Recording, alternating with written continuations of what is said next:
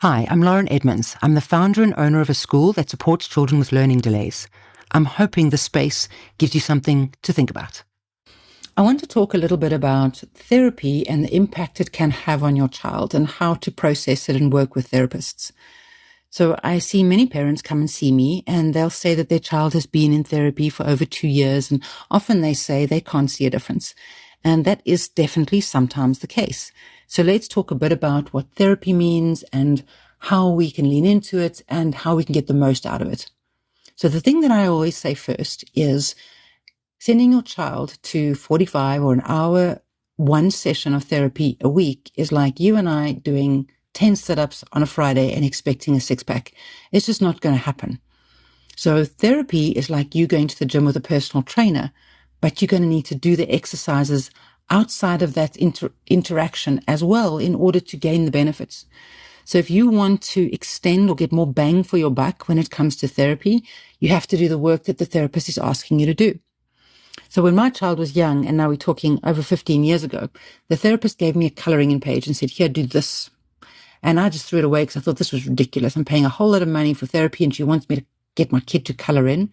I didn't understand it. Now therapists are explaining to parents what the coloring in will do, how it will exacerbate the learning and the development of your child's abilities.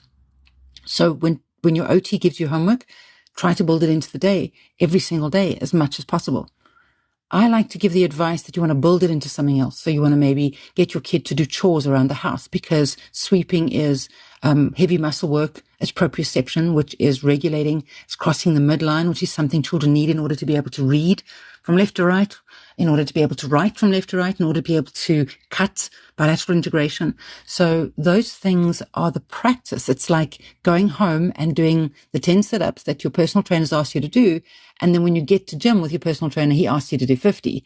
But you still got to do the 10 because it builds up, it builds your ability. So I first want to say, whatever your therapist is asking you to do it, and do it as many times as possible. As a school, when I started the school, I decided that I was going to implement the work of therapy.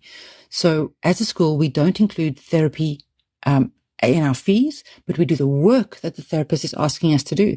So we do chores, we do extra coloring in, we do integrative work, we do anything that the therapist, and I'm talking specifically OT now, it could be speech therapy things, anything the therapist is asking us to work on with the child, because practice is where the development occurs.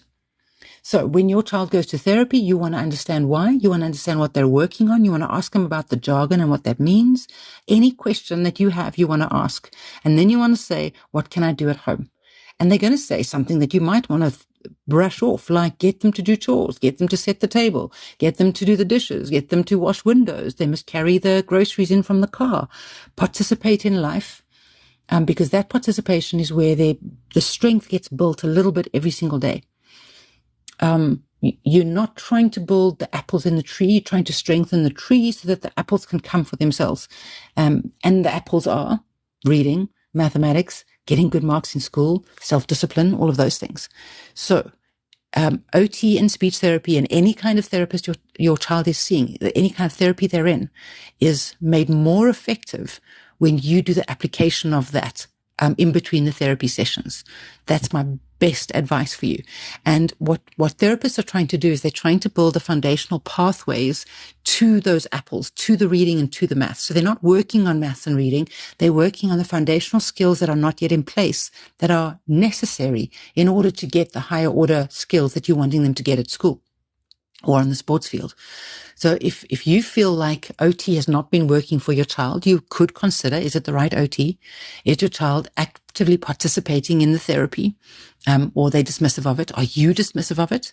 And how are you implementing that work into your home life? Are they swimming enough? Are they climbing trees? Are they playing sports? Are they moving their bodies? Or are they sitting on a couch, playing on their screens? Because that'll just undo the work that the therapist is doing. And we want, especially children under the age of 14, we want them to be doing as much movement and activity as possible, because the body informs the brain. And then the brain can connect back to the body. So the more they move, the more those synapses, those movement learning synapses occur, and their brain gets stronger, gets more capable. And that's how you make the most out of therapy. So listen to your therapist, do some research, Get your kids involved in life and do the practice they're asking you to do. It will really pay off.